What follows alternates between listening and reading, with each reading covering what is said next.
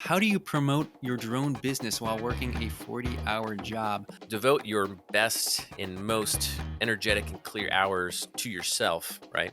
And I'm not saying slack off at work, but if you're going to pick who to prioritize, prioritize you.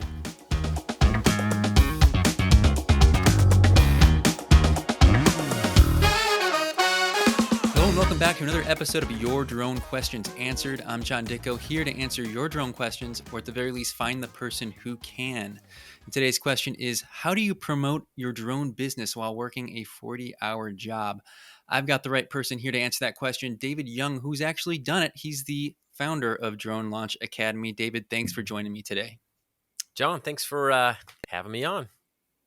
So, this is kind of the perfect question for you because obviously you were working your 40-hour job for a couple of years while starting Drone Launch Academy. But Yeah. then even since then, you've been talking to people who've been in the same boots on your own podcast, and you're actually teaching a course on the subject matter as well. So let's start with your story. How did you kind of manage to juggle these two things? Back in 2016 is when we launched Drone Launch Academy. When the whole Part 107 exam was coming out, I had bought a drone and got into doing some drone services, and that led me to looking into my Part 107. And I had an aviation background, and I had an instructor license with the FAA. Was an FAA advanced ground instructor, and so I thought, hey, if the FAA is coming out with a test to certify people how to make drones, maybe I can help people and make a course for that to help them study. So I ended up meeting two people at a conference. One of them was an attorney, another one was a meteorologist, actually. And I thought, hey, I don't know if people will listen to me on those two topics, but these people would be great to have in my prep course if I'm going to teach one. So they were, that's how we got started in 2016. And at the time, I was still working as a forensic accountant at the FBI, first in outside of DC, and then we moved to Florida, and I was working at an office here. So it was very much like a 40-hour a week, government job. It was, if I got in there at 9 o'clock in the morning, I could stay until, I'd stay until 5. Pretty typical 9 to 5. So Mhm. what I would do is normally, as I was working on Drone Launch Academy, I started like going into work early so I could get off early. And then I found out in the afternoon, like I'm pretty tired. You're kind of burnt out from work. It's kind of hard to have like another surge of motivation to be like, yeah, I want to work on my stuff more. It's hard to get the motivation to go re-engage in work like at Mhm. night like that. At least it was for me. So what I ended Yeah. up doing was I was like, I'm going to wake up early and I'm going to work from like 6:30 or 7 to about 9 on my own business because that's when I had the most energy, the most mental clarity, all that stuff. And then I could go and I could work from 9 to 5 or 5:30 or 6 or whatever I needed to do there. So that was number one, was devote your best and most energetic and clear hours to yourself, right? And I'm not saying slack off at work, but if you're going to pick who to prioritize, prioritize you. Now, when it comes to this question here, which we'll pull it up. It was actually from Travis Beard. He emailed us earlier in the month, and the question said, "Yeah, how would I go about promoting my drone business if I work a 40-hour a week job?" Promoting a drone business is a little bit different than what I was doing, a drone service business. So eventually, we got in the business of test prep essentially, and then we moved into other education resources around commercial drone use. Mhm. And in any type of service business, they're very relationship based, solutions based. People aren't just going online and buying a product. Now they may go online and reach out to you, but it's very much relationship driven as far as how successful you are. What I would do is you got to go find people to become friends with that you can do business with. And so if I was Travis and I was in his shoes, the first thing I would have to probably decide is what kind of niche I wanted to focus on. So, hey, I'm going to serve construction companies or I'm going to serve, landfills. The more targeted you can get, the easier it will be to discover your customers' problems. People don't pay for drone stuff just because they like drones. They pay because it can solve some type of problem. Well, you need to go find out what kind of problems these people have so you can know what kind of solutions to bring to them with your drone. Learning about problems is the best thing you can do as a new business owner or business owner in general. So I would look at all these different different layers that are going to go into this. And I'd be like, all right, who are just all the people that I can meet in this area? Who are all the different events that they'll have? I have a friend, he does thermal stuff with drones. So he does called moisture inspections. So he's going to see if water is getting inside of buildings, either through the walls, the windows, the roof. And he just went to like a local roofing contractor association, Central Florida Roofing Contractors Association meeting. Um, just got to know people there, and he ended up landing like a huge corporate client out of it, like a giant orange juice manufacturer. They had several buildings damaged by some storms, and so he came out there and kind of showed them what he could do on one of the buildings, and they're like, sweet. And so they hired him for a bunch of buildings.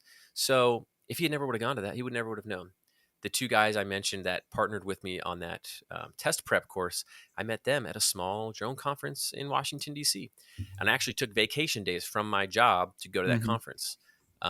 So sometimes you have to prioritize that. So if there's a conference that you think, hey, this is going to be a great place for me to meet potential customers, partners, what have you, maybe it's worth taking a couple vacation days to go do that. I know I used to go to, there's like Chamber of Commerce events that are after hours. Usually they're like little happy hours, or they're called business after hours. They'll have something like that where they'll start at 5:30 or 6. I used to go to those all the time. Um, and you can kind of just hear from people. Sometimes those are a little bit more, mingle. It's not like everybody's sitting there talking about their business problems per se. When you go Hmm. to a conference that's targeted on a specific topic, it's a little bit easier to hear like the issues that are being dealt with in the industry, and it's a little more focused on that. So anyways, number one, I would pick a niche. Number two, I would try to find events to go to. Another thing, this we actually recommend this in our Drone to 1K course, and you mentioned the course that we have at Drone Launch Academy for building a drone business. Hmm. So we partnered with several people who have built six-figure drone service businesses. So Cody Retlick of Midwest Aerial Productions, he's got a very large drone service business that has done nationwide cell tower inspections. He's done video work for the Ryder Cup and the Golf Channel. He's doing stuff for the Ritz Carlton in Hawaii coming up. So he's great, and he is the main teacher in that course from a business development on the drone side and the sales and marketing perspective. So in that course, that Drone to 1K course, one of the things we teach is have some type of platform to get found on, because there's really two ways to find clients, right? Either you're going to go out to them, you're going to meet them at a conference. Another way is having them find you. So people who are actively searching for what you have to offer, you need a way to be findable. So, have a website. One of the most important things you could do is have Google Business set up. So you can have that with some reviews and information about your business on there and some photos. um, don't be hard to be found online. It's so easy to get that stuff set up.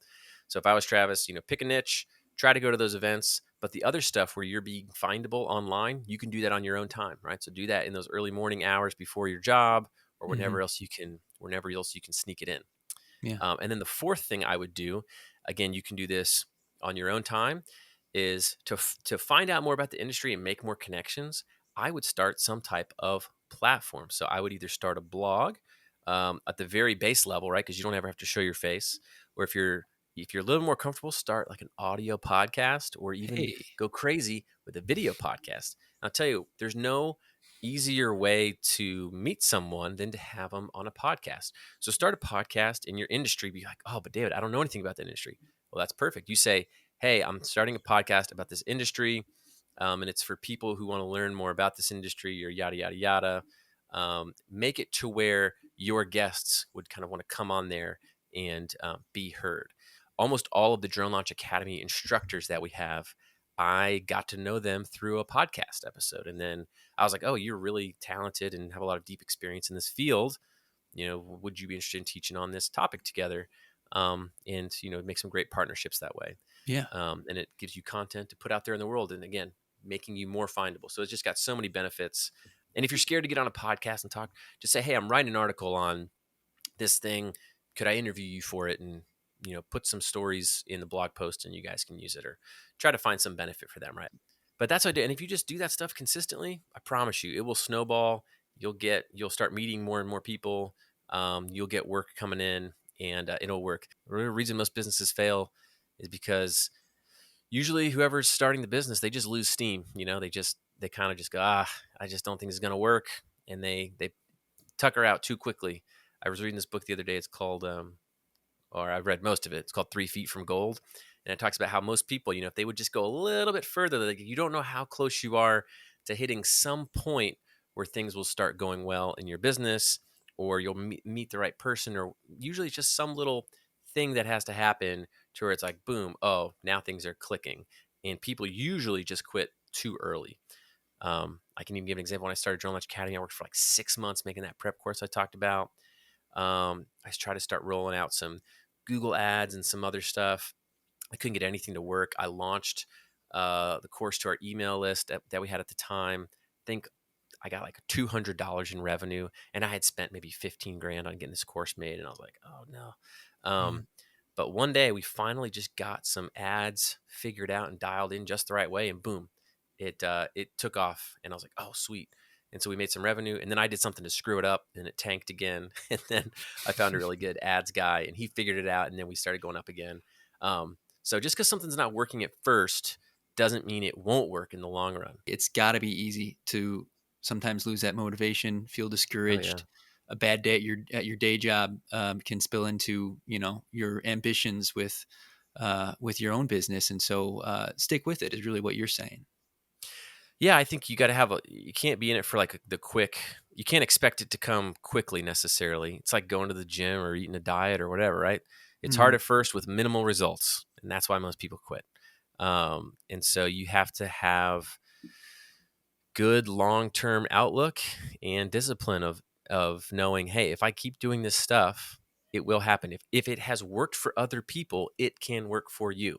Hmm. So yeah, another piece of advice I was going to give actually, and this is what Cody Retlick said. We did a training on business stuff the other night, and he was talking about when he quit his full-time job. And the same thing, Dominic Wilkerson, he teaches a real estate course for us. He's a very successful real estate photographer in the Seattle area. um, they both made calculations. Here's what I'm making at my current job. So if I can just get X number of drone jobs, gigs, contracts, whatever, at X number of dollars per job, then I can replace what I'm making now. So at least it gives you some baseline where you know how much income you need to make to live. And then that can be your goal, right? And then you just work towards that goal. It's easier when you're working a full time job to get some baseline to know where you need to go number wise. But what about just the business 101 aspect of it? I mean, just starting your own business in any business. Did you have to figure that out yourself? Did you have some know-how already? So I had at least like set up an LLC. I had some knowledge of accounting and bookkeeping and whatnot. So that's obviously helpful when you're starting a business. But I would say start with books. There's a lot of great information in books and YouTube. You can go around there. Then when I wanted to like really accelerate stuff, I would take an online course from someone I trusted. So I'd followed a lot of people. And then I went even one level up and I joined like a mastermind group. So a guy I followed at the time was Pat Flynn, great dude. I had listened to him online for a while. So I joined his mastermind group and that helped a lot. And I made a lot of great connections through there.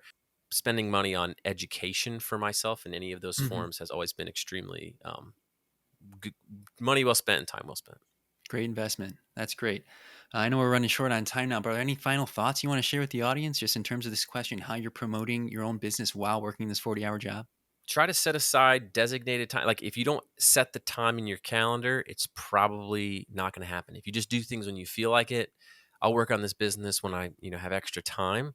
Hmm. When are you going to say you have extra time? Like you make the time for stuff that you really want to do. So I would say you just have to make the time to do it and be committed to it. So pick the time. I'm going to work 7 a.m. to 9 a.m. every day on my business. But yeah, I would just say, you gotta make a plan or it's not going to happen on its own. Hmm. You got to be hungry for it. Yeah. That's great. Well, David Young, I really appreciate you coming on answering this question. I want to thank our audience for listening and watching. You can submit your own question, anything about drones you want answered. You can submit that at ydqa.io. We'll find the person to answer it for you. But in the meantime, we'll see you in the sky.